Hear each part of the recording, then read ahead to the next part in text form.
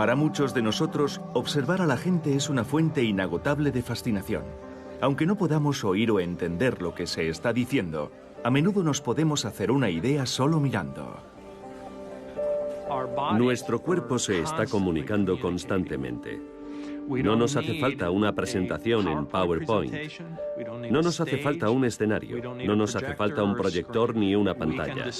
Podemos expresar lo que sentimos a cada momento, estemos donde estemos.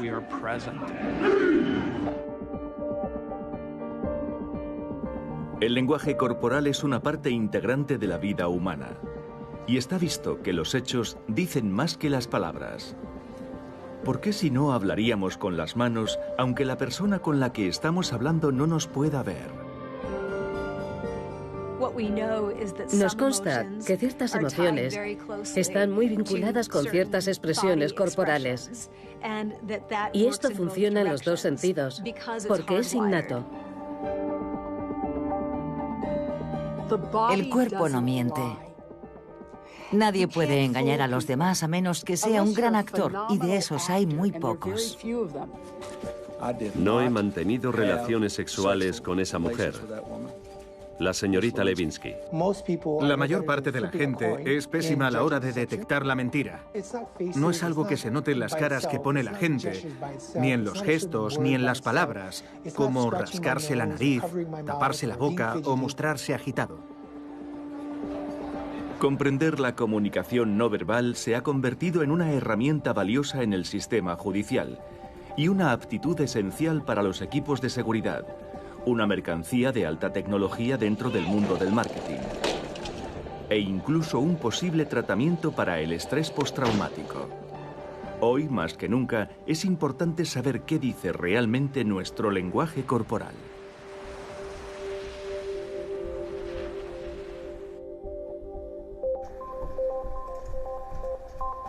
Este lugar está dedicado a contar historias, no solo con palabras, sino con imágenes. Una de las aptitudes esenciales del equipo es un conocimiento íntimo del rostro humano. Cómo está construido, cómo funciona y, lo que es más importante, cómo se mueve. Lo que hago es dar vida a lo que no la tiene. Y una de las formas más fáciles de hacerlo es añadiendo expresiones faciales y emociones a una cara. Como se puede ver, estoy animando esta frente. Cuando uno se enfada, se le arruga muy rápidamente. Y cuando está sorprendido, se le alza. Hay 43 músculos diferentes en la cara. Y con esos músculos se pueden poner más de 10.000 expresiones. Todo el mundo sabe qué es una sonrisa y una mueca, lo que facilita nuestro trabajo. Pero también quiere decir que o nos sale bien o va a quedar raro. Solo leyendo una cara, podemos adivinar si alguien está contento, enfadado o asqueado. Estas expresiones faciales están programadas en el cerebro y son comunes a todos los seres humanos del planeta. ¿A qué se debe eso? La respuesta se remonta a los albores de la humanidad.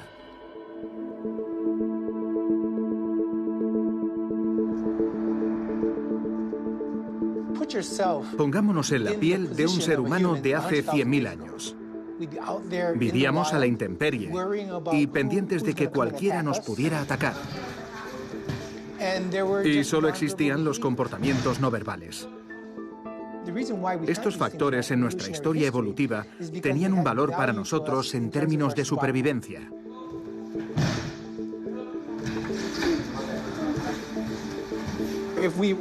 Pongamos que estamos dando una vuelta hace 100.000 años y de golpe yo veo algo que siento como una amenaza y pongo esta cara. Si tú me ves, seguramente no vayas en esa dirección. Como mi cuerpo emite una señal, tú lo entiendes sin necesidad de expresar nada verbalmente, y es un proceso inmediato y automático. Nuestro rostro comunica el miedo involuntariamente. Tomemos por ejemplo a esta pareja. Están conduciendo por el campo.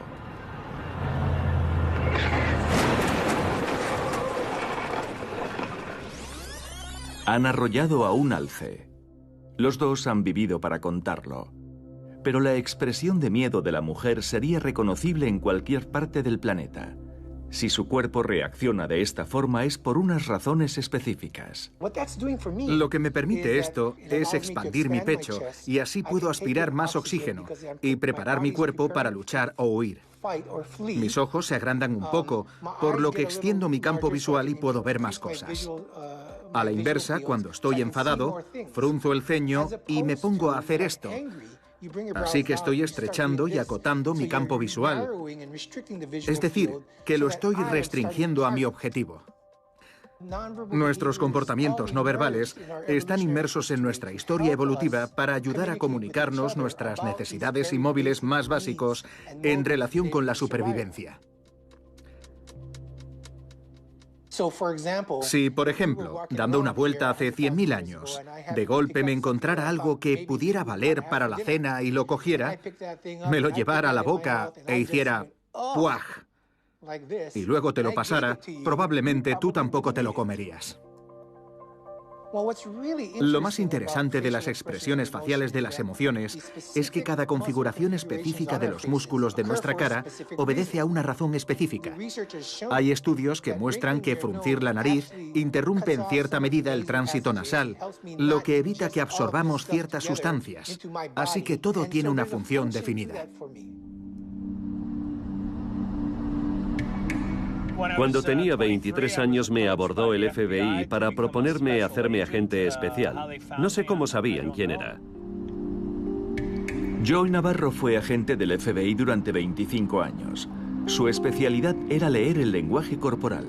Tanto es así que cuando se jubiló se había ganado el apodo de El Cazaespías. Formaba parte de un programa llamado Programa de Análisis de la Conducta. Y estudiábamos el comportamiento humano para entenderlo, para poder interpretarlo, para poder descifrarlo y usarlo en el desarrollo de nuestras investigaciones.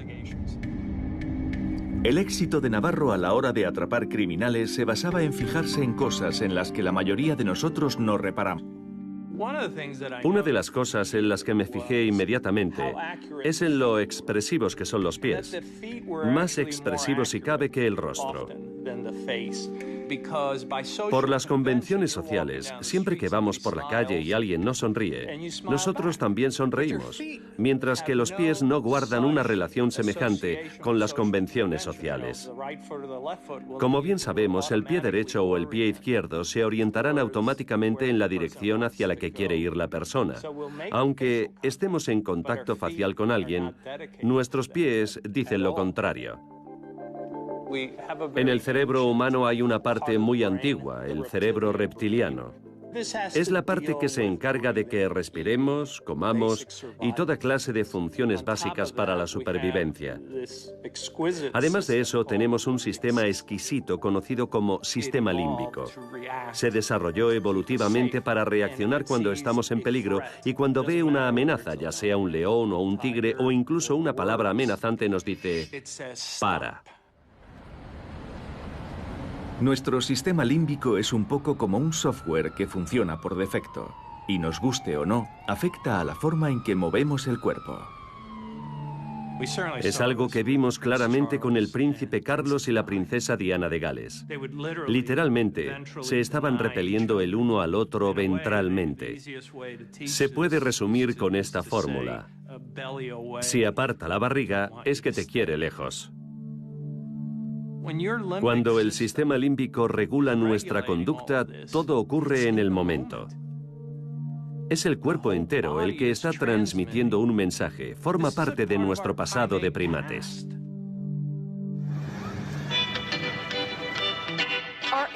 Nuestros ancestros eran muy buenos leyendo a la gente porque si no sabían quién era su amigo y quién su enemigo, estaban muertos, sencillamente. La doctora Lillian Glass se da un paseo por el muelle de Santa Mónica. Es experta en el lenguaje corporal y la comunicación y ha venido a avistar humanos. El cuerpo no miente. Nadie puede engañar a los demás a menos que sea un actor increíble.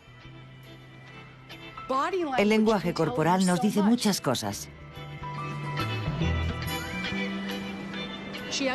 Ella lo adora, pero él no le está comunicando gran cosa. Está muy distante. Y como se puede ver, ella lo tiene arrinconado. Le gustaría recibir más de lo que él le está dando. Y le está tirando de la camisa para llamar su atención. Están desconectados el uno del otro. Ella se ha hecho a un lado cabizbaja. No ha conseguido lo que se proponía. Y se resigna a mirar el océano. No hay un gran vínculo entre los dos. No hay contacto físico, no hay comunicación, así que es una relación marcada por la tensión. Cuando me fijo en la gente, me fijo en toda la persona. No me fijo solo en un detalle. Y una de las cosas en las que me fijo es en lo cerca que está una pareja y en qué dirección apuntan sus pies. Si los pies apuntan en dirección a la pareja, es probable que la cosa fluya. Estos otros se adoran. Ver a esta pareja es casi como ver un hermoso baile. Están muy conectados. Están absolutamente en sintonía. Él le besa la frente a ella con amor, cariño, ternura, y se miran fijamente a los ojos. Está muy, muy enamorada de él y viceversa.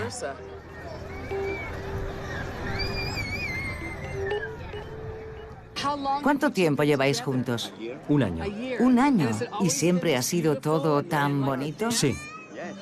¿Cómo os conocisteis? En una empresa. ¿En una empresa? ¿Trabajáis juntos? Sí. ¿Y os enamorasteis allí? Sí. Yo me interesé por el lenguaje corporal porque empecé siendo patóloga del habla y del lenguaje y trabajaba con toda clase de gente.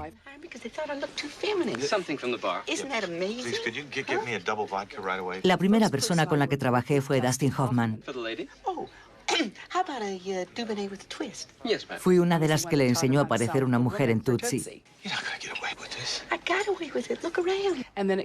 Empecé a trabajar en los medios de comunicación. Escribí 18 libros sobre la comunicación y el lenguaje corporal. Me dediqué a tratar con gente tóxica. Y aquí estoy. Lo que hago es muy sistemático. Pero se puede hacer también automáticamente. ¿Cuántas veces decimos, no me cae bien esa persona? O están mintiendo, no puedo con ellos. Construiré un muro enorme. Nadie construye muros mejor que yo. Hacedme caso. Donald Trump.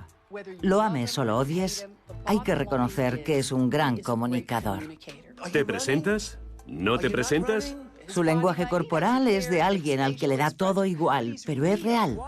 ¿En qué se está convirtiendo nuestro país? Y eso es lo que transmite. No tiene esa falsedad que vemos en tantos otros políticos que hacen este tipo de gestos. Trump gesticula así. Voy a ser el mejor presidente para el empleo que ha creado Dios. Yo confío en mis corazonadas, en mis instintos, en esas emociones que nos dicen, hay algo raro, este me está tomando el pelo, o dice la verdad, es lo que se conoce como la comunicación instintiva. A la vez que nuestros instintos nos ayudan a interpretar el lenguaje corporal de los demás, lo que hacemos con nuestro propio cuerpo ocurre a menudo por razones que escapan a nuestro control. Cuando tienes un pensamiento, antes de acceder a la laringe, atraviesa el área del cerebro que controla las manos. En cuanto me dispongo a verbalizar un pensamiento, eso me hace mover las manos.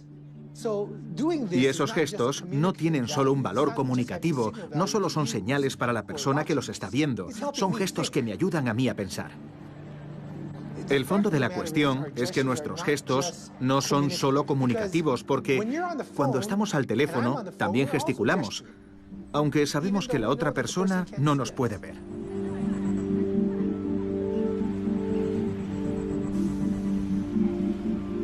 Es la forma en la que estamos programados. El cuerpo expresa o encarna lo que ocurre en la mente. Entonces, ¿cómo podemos descifrar el lenguaje corporal de los demás de manera más sistemática? El lugar más evidente por donde empezar es el rostro. El cuerpo no miente y la cara tampoco, porque la cara está conectada con un montón de nervios faciales y 12 nervios craneales. Y cuando nos embarga una emoción, esos nervios se activan y los músculos se empiezan a mover. El músculo risorio si estamos sonriendo o fruncimos el ceño, o el músculo masetero si estamos enfadados. Algo pasa en nuestra mandíbula. Pero una vez entra en acción ese mecanismo, algo en mi mente me dice, vale, me estoy emocionando. Nuestro cerebro hace entrar en juego una serie de componentes. Hay un kit de componentes que tiene que ver con nuestra fisiología, otro que tiene que ver con nuestra cognición y otro que tiene que ver con el comportamiento expresivo de nuestras manos y nuestra cara y demás. Todos esos nervios son los que hacen que se nos ilumine la cara. De 40 años a esta parte, todos los movimientos que pueden ejecutar nuestros músculos faciales han sido meticulosamente estudiados, analizados y codificados. Es un sistema conocido como FACS. FACS es el acrónimo del Sistema de Codificación de la Acción Facial, que analiza cada movimiento anatómico funcional que puede realizar el rostro. Y codifica cada movimiento muscular con un número determinado. Así, cada vez que alguien mueve la cara, por la razón que sea, un observador entrenado puede identificar qué músculo interviene en ese cambio en su expresión. Digamos que aparece una expresión de miedo. Se puede analizar esa expresión prototípica de miedo en varias de las unidades de acción definidas por el código FACS, desde la 1 a la 26. Los investigadores han identificado 7 expresiones faciales universalmente reconocibles. Está la alegría, la sorpresa, el desprecio, la tristeza, la ira, el asco y, por último, el miedo.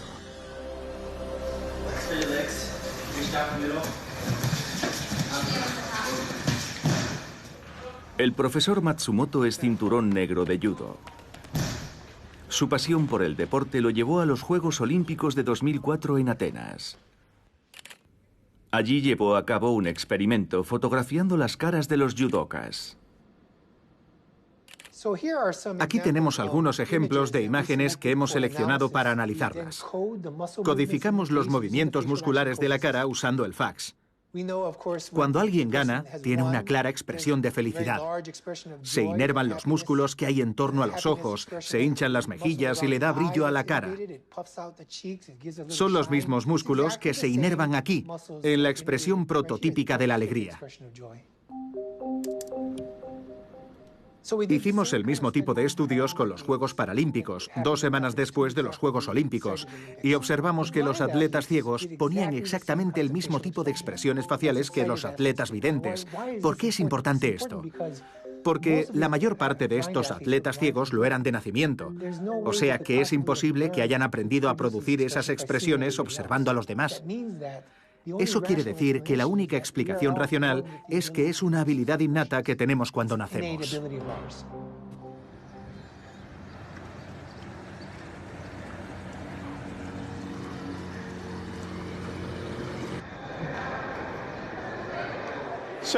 Estamos en el vestíbulo de un hotel, un lugar genial para observar a la gente.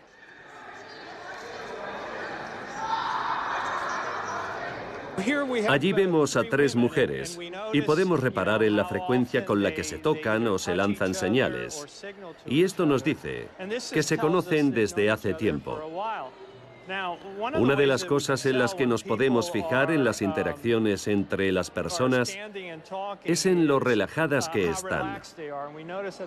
Vemos que esa mujer acaba de cruzar las piernas y es una muestra de que está muy cómoda.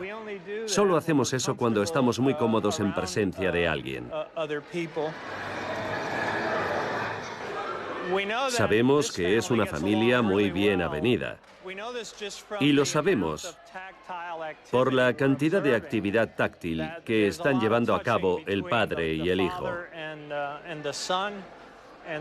Siempre es un buen indicador de una relación positiva. Cuando vemos a esa chica atusándole el pelo a la otra chica, podemos pensar que lo hace simplemente por una razón estética, pero solo es parte de la explicación.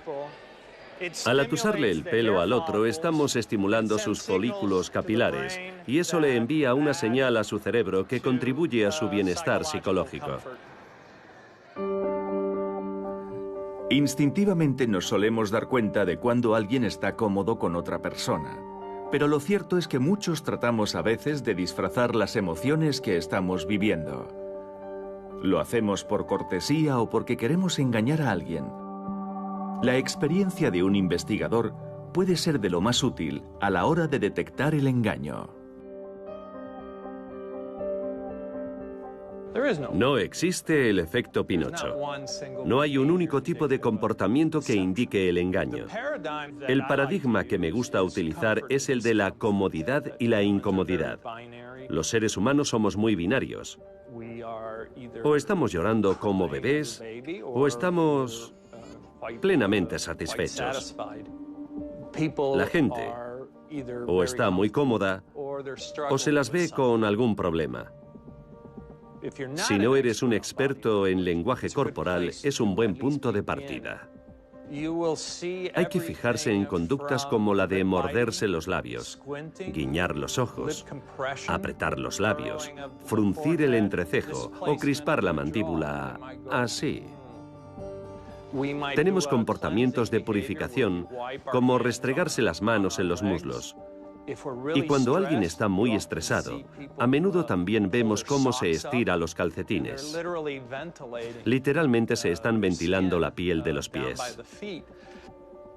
Pueden chuparse las mejillas, ejerciendo una presión sobre sí mismos. O bien pueden retorcerse las manos literalmente.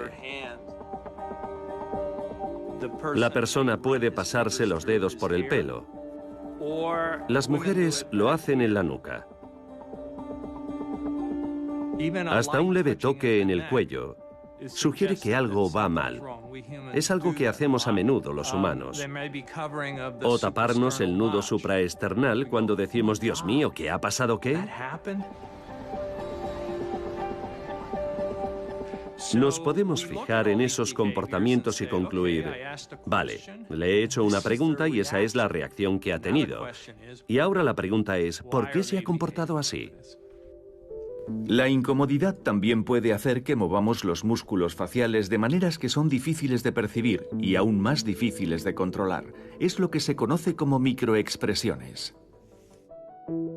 Las microexpresiones son expresiones faciales de emoción sumamente rápidas, fugaces.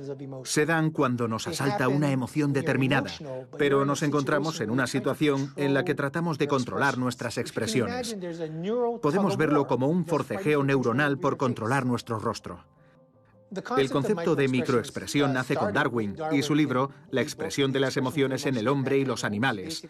Darwin afirma que a veces nos embarga tanto una emoción que a pesar de esforzarnos por mantenerla a raya, ésta se deja entrever. Pongamos, por ejemplo, que alguien a quien no soportamos entra en la habitación, pero le sonreímos igual porque es nuestro jefe y le decimos «Hola». Automáticamente ponemos esta mueca, aunque no se ve, porque ocurre todo muy rápido. Las microexpresiones son un forcejeo neuronal que, ante situaciones en las que sentimos una emoción, a la vez la intentamos ocultar. El Aeropuerto Internacional de Miami es uno de los más concurridos de Estados Unidos. Todos los años pasan por él unos 45 millones de pasajeros. Los viajeros y su equipaje son escrutados de diversas formas. Pero un aeropuerto es un lugar donde podemos estar seguros de que se está observando nuestro lenguaje corporal. Hoy, la responsable de la seguridad pública del aeropuerto está recorriendo la terminal.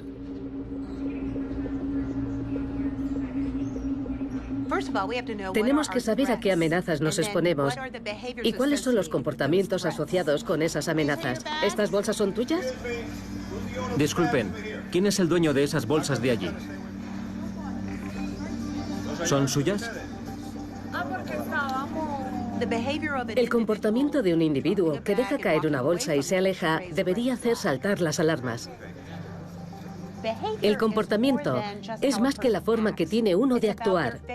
Tiene que ver con el lenguaje corporal y es algo que, en este contexto, tenemos que ser capaces de evaluar intuitivamente en una fracción de segundo. Escrutamos activamente a los pasajeros en busca de indicios sospechosos. Nos fijamos en su manera de vestir y de comportarse, en si interactúan con los otros o por el contrario quieren evitar todo contacto con los demás o tratan de pasar desapercibidos. Hace 10 años, Stover tuvo una idea radical.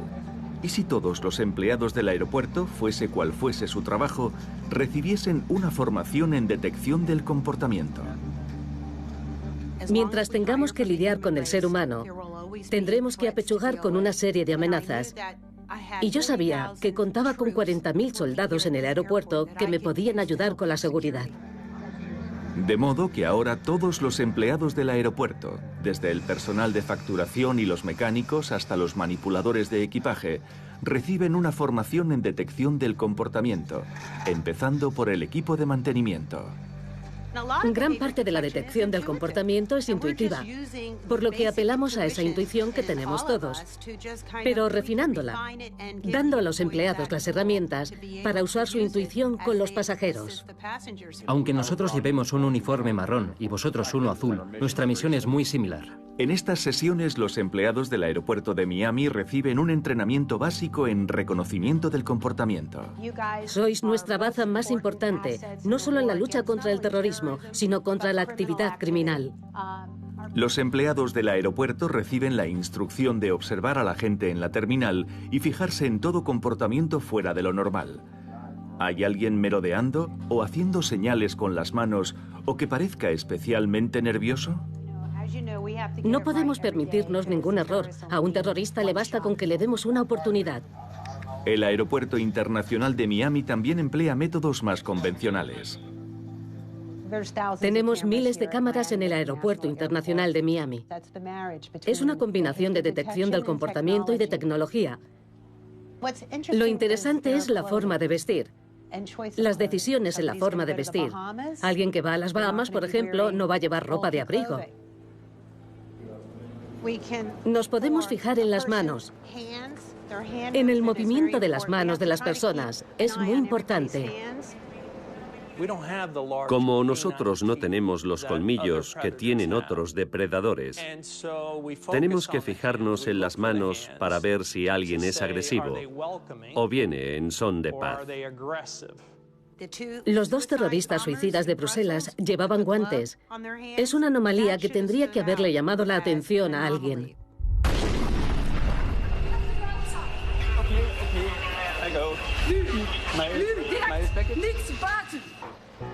Lo habitual es que los aeropuertos traten de evitar que los pasajeros suban objetos peligrosos a los aviones.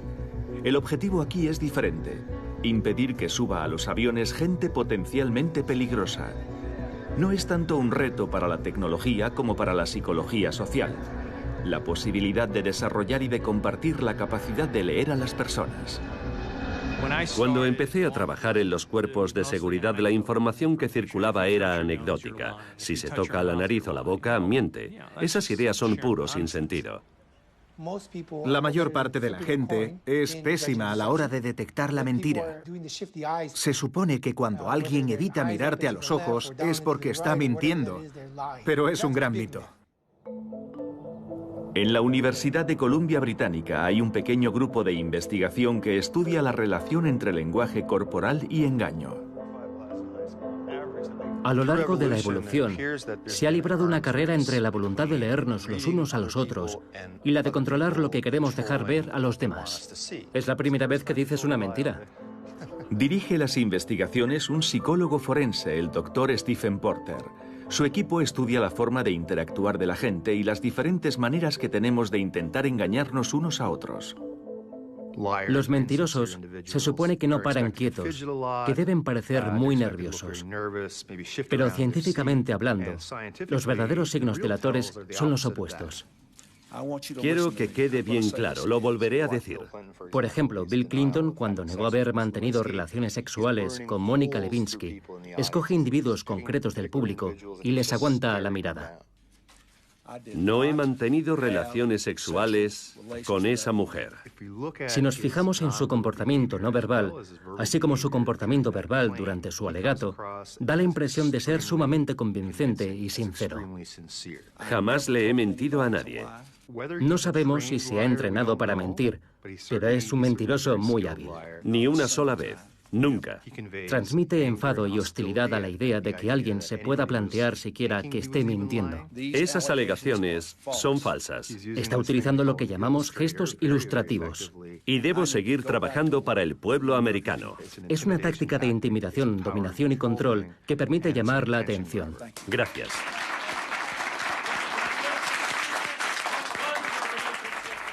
Los seres humanos mentimos de media entre 1 y 2 veces al día. Si tenemos a una pareja de desconocidos interactuando, se mentirán 3 veces al cabo de 10 minutos. El engaño está muy presente en nuestro día a día, desde las mentiras piadosas hasta las más graves. Pero es un aspecto fundamental de la interacción social. Nuestro grupo de investigación decidió emprender el estudio a mayor escala de la mentira jamás llevado a cabo. Pasaba por coleccionar vídeos de gente pidiendo que les ayudaran a dar con un familiar desaparecido. En 2008, Kalisa Boudreau desapareció en Nueva Escocia y su madre convocó una rueda de prensa para suplicar que la ayudaran a encontrar a su hija desaparecida. Tenéis que determinar si el individuo que aparece en El vídeo de Boudreau se utiliza para enseñar algunos de los fundamentos del lenguaje corporal. Yo me ausentaré de la estancia durante vuestras deliberaciones. Avisadme cuando acabéis. Tus abuelos te están buscando. Te estamos buscando todos. No sé dónde estás. Vuelve a casa o llama o algo, por favor. Todos tus amigos te están buscando. Estamos muy preocupados. Queremos que vuelvas sana y salva a casa. Gracias a todos por venir.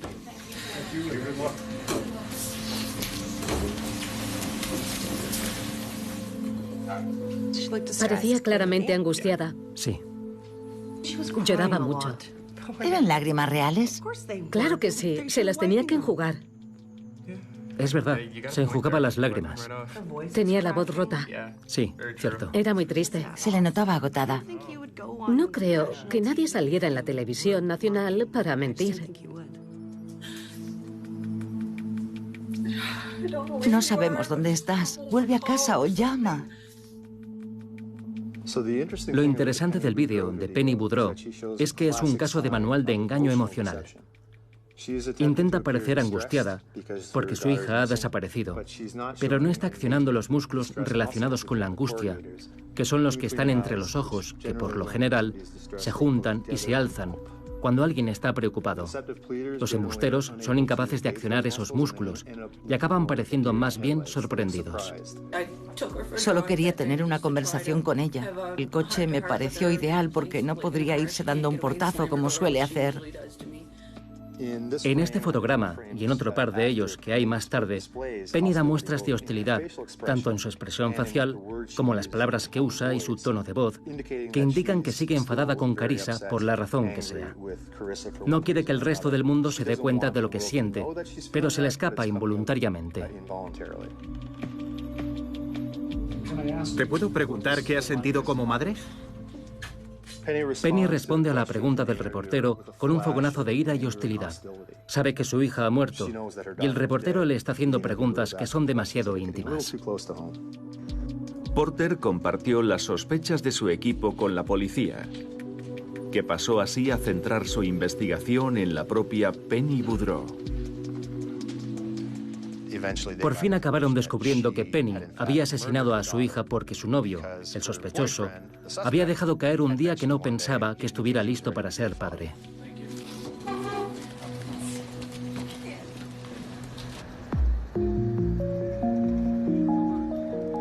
Una de las cosas que he aprendido y que más me ha sorprendido es la ingente cantidad de información que transmitimos a través de nuestro lenguaje corporal, de nuestras expresiones faciales y de lo que decimos. Hasta los mentirosos psicópatas, que son los mejores, no son capaces de controlar esas fugas, entre comillas, a través de al menos uno de esos canales de comunicación. El rostro no es la única parte del cuerpo humano que puede desvelar nuestros pensamientos más íntimos. Se puede saber mucho de una persona solo por su forma de andar. Imaginemos que estamos en la sabana africana como el hombre primitivo y vemos caminar a un grupo de personas a lo lejos. ¿Cómo son sus andares? Porque es lo único que podemos ver por el momento. ¿Se están acercando o alejando de nosotros? ¿Caminan de forma agresiva? Nuestra forma de andar dice mucho de nosotros. Puede desvelar desde nuestras intenciones y nuestro estado de ánimo, hasta nuestro estado de salud. En la Universidad de Queen, en Canadá, un equipo está estudiando el movimiento biológico. Dirige estas investigaciones el doctor Nicolaus Troye. Le interesa la forma que tiene el cerebro humano de interpretar la forma de moverse de los demás. Las personas dedican mucho tiempo a observarse y nosotros nos hemos hecho expertos en eso. Cuando hablamos del lenguaje corporal, es una señal mucho más honesta que la expresión facial, porque es mucho más difícil de fingir y mucho más difícil de controlar.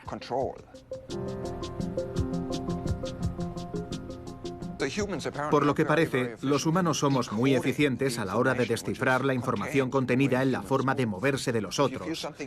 Si notamos algo raro o forzado en la forma de moverse de alguien, tenemos un sistema incorporado que nos dice que algo no va bien. A partir de estos 15 puntos que vemos en la pantalla, podemos bosquejar una forma humana. Pero la cosa cambia drásticamente si ponemos los puntos en movimiento. Si se mueven, no podemos evitar ver una persona aquí. Pero vemos más que una persona. Podemos determinar o hacernos una idea bastante acertada si es la silueta de un hombre. Nos podemos fijar en el bamboleo lateral del cuerpo, ver cómo cambia un poco la forma de este cuerpo de varón, con los hombros más anchos y las caderas más estrechas. Por otro lado, vemos aquí claramente a una mujer. Tiene unos movimientos muy diferentes, más movimiento vertical, menos bamboleo lateral y más movimiento en las caderas. Pero se pueden averiguar más cosas aparte del género del caminante.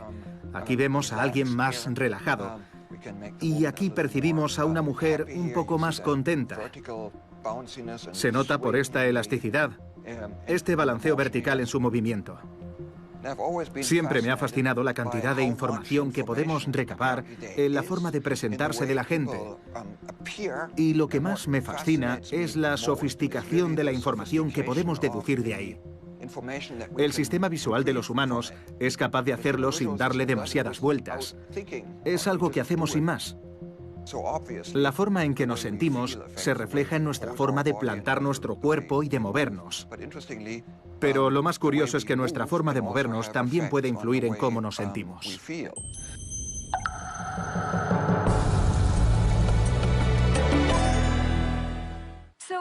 Nos fascina el lenguaje corporal, pero nos interesa en particular el lenguaje corporal de los demás. Esta es una de las charlas TED más vistas de todos los tiempos, con más de 36 millones de reproducciones.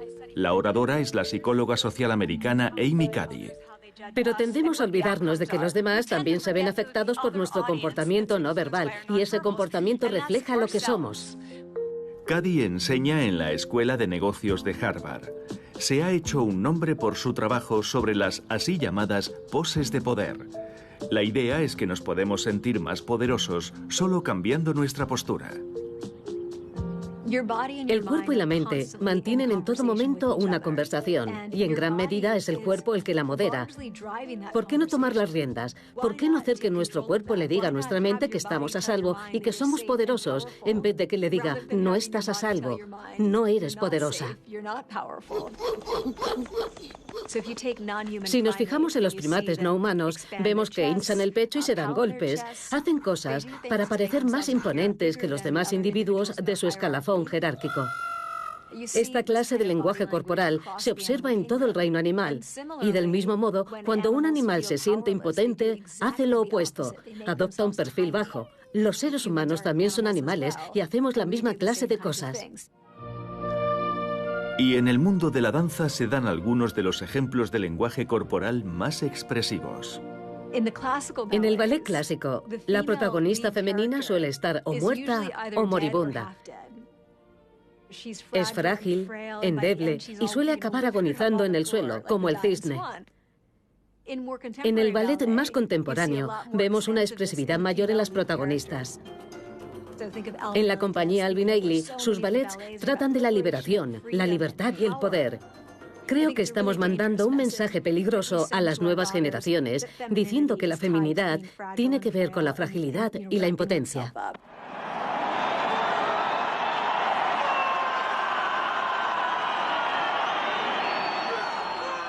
La danza haka es una danza muy poderosa que ejecuta el equipo nacional de rugby de Nueva Zelanda, los All Blacks. Le plantan cara al otro equipo y ejecutan una serie de posturas muy poderosas. Es hermoso e intimidante a la vez.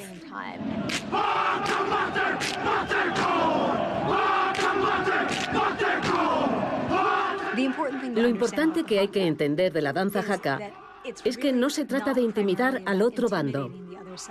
La idea es más bien prepararse uno mismo para una situación difícil.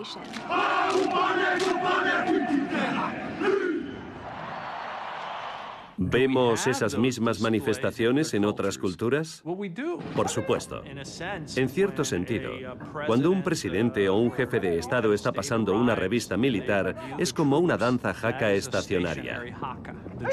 Los soldados suelen ser muy altos, lucen resplandecientes en sus uniformes y los reunimos para inspeccionarlos y decirles: muy bien, chicos, sois bastante imponentes.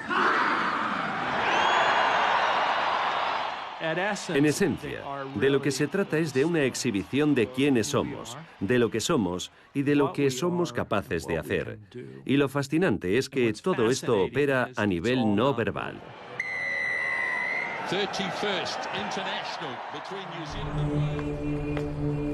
Todos nos comunicamos de manera no verbal en nuestra vida diaria, y nuestro cuerpo revela a los otros a menudo cómo nos sentimos.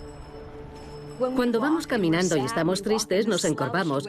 Y cuando estamos contentos, adoptamos una postura más erguida y bamboleamos más los brazos y nuestras zancadas son más amplias. Si nos imponemos una actitud alegre, nos sentiremos más alegres, aunque no tengamos ni idea de por qué nos sentimos así. Es un nuevo campo de investigación que algunos llaman encarnación. Y aún no sabemos en qué consiste ese mecanismo. Sabemos que ciertas emociones están muy estrechamente vinculadas con ciertas expresiones corporales. Y ese mecanismo funciona en ambos sentidos porque es algo innato. Algunas de las aplicaciones más prometedoras de nuestra labor son dar los primeros pasos, tratando pacientes con trastornos como el estrés postraumático. El estrés postraumático es la forma más extrema de impotencia. El paciente siente que su cuerpo lo ha traicionado al no sacarlo de una situación de peligro. Lleva el trauma incorporado. Los veteranos de guerra con estrés postraumático se muestran más reticentes a hablar de su situación. Así que estas terapias, basadas en el cuerpo, están resultando muy efectivas. Enseñar a la gente a sentarse erguida, abombando el torso y respirando más hondo, contribuye a calmar el sistema nervioso. Es una forma de comunicarse con la propia mente a través del nervio vago, de decirle que no estamos en trance de escapar o de enzarzarnos en un enfrentamiento físico, sino que estamos a salvo. Confío en que aprendamos más sobre estas intervenciones corporales para tratar los trastornos psicológicos, porque son cosas que el paciente puede hacer fácilmente, como cambiar su forma de respirar. Son técnicas muy sencillas y eficaces.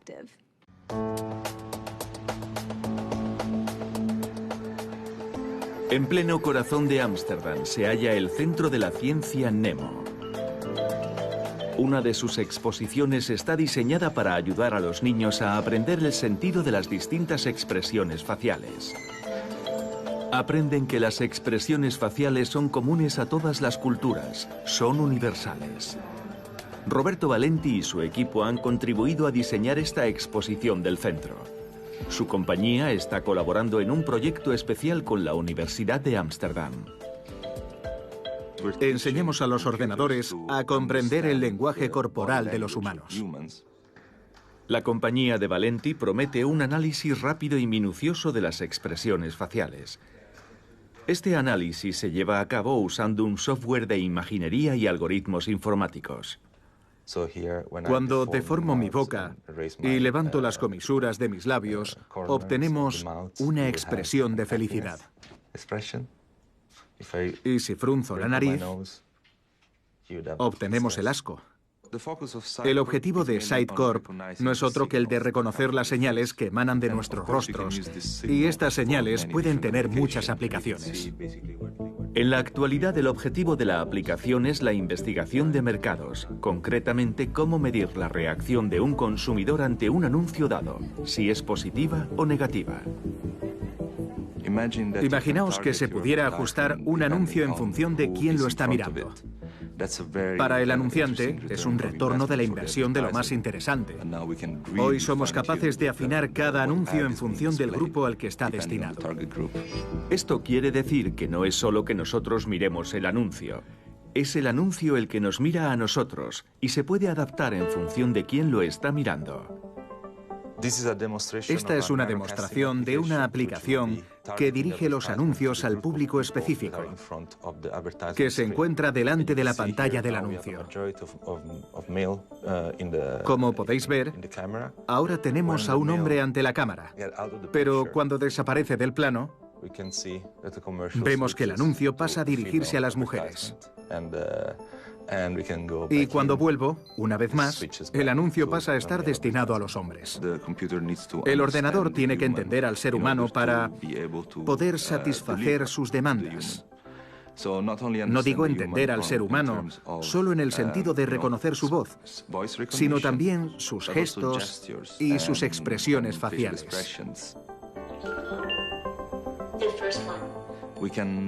También se puede aplicar esto a la interacción directa entre humanos y ordenadores, la interacción humano-robot. Por ejemplo, que un robot fuera capaz de entender nuestro lenguaje corporal. Una respuesta muy considerada.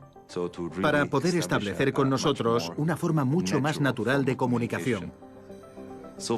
Por el momento, los ordenadores no han conseguido calar esa interacción directa entre seres humanos y ordenadores.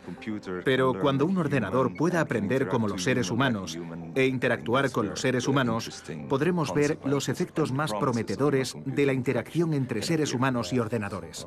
Izquierda, derecha, arriba. Es fantástico el desarrollo de las tecnologías, pero creo que la observación a la antigua usanza, ese enfoque observacional que adoptamos los seres humanos, es un componente clave. Somos capaces de observar al otro de cerca, de manera holística, y las máquinas no. Pero el avance de las máquinas es imparable. Escáneres de huellas dactilares, identificación de las palmas de las manos, software de reconocimiento del iris, ya son aplicaciones rutinarias. Y si bien el reconocimiento de la manera de moverse todavía no se ha materializado, está a la vuelta de la esquina. No hemos hecho más que rascar en la superficie de toda esa complejidad corporal y todos los canales expresivos que tenemos, ya sea la cara, las manos, la postura o los andares. Y entrevemos lo importante e interesante que es ese campo, pero también lo complejo que es. Es interesante porque en cuanto se lo explicas a la gente, le hablas del lenguaje corporal, dicen, claro, es de sentido común. Pero, ¿cuántas veces se habían fijado antes en la forma de tocarse el cuello de los demás? De ventilarse, o en cómo fruncen la comisura de los labios para expresar desprecio. La gente se nos muestra tal y como es de verdad cuando nos paramos a descifrar lo que están haciendo. Y no lo hacemos lo suficiente.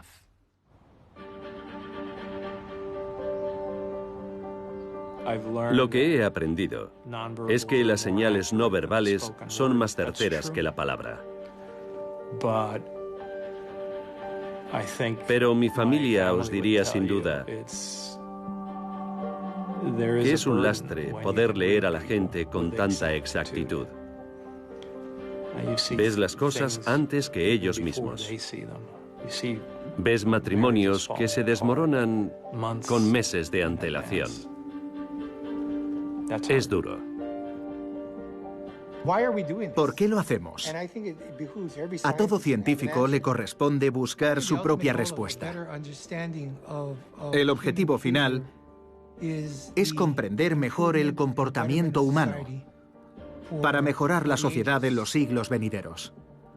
Pasaré los próximos 5 años estudiando estos vídeos porque la información podrá servir a los demás para mejorar nuestra sociedad, para que estemos más seguros, para sacar a los criminales de las calles o hacer algo que mejore nuestra vida. Llegará un día en el que tendremos una comprensión mucho más profunda del lenguaje corporal. Y la pregunta es, ¿qué haremos entonces?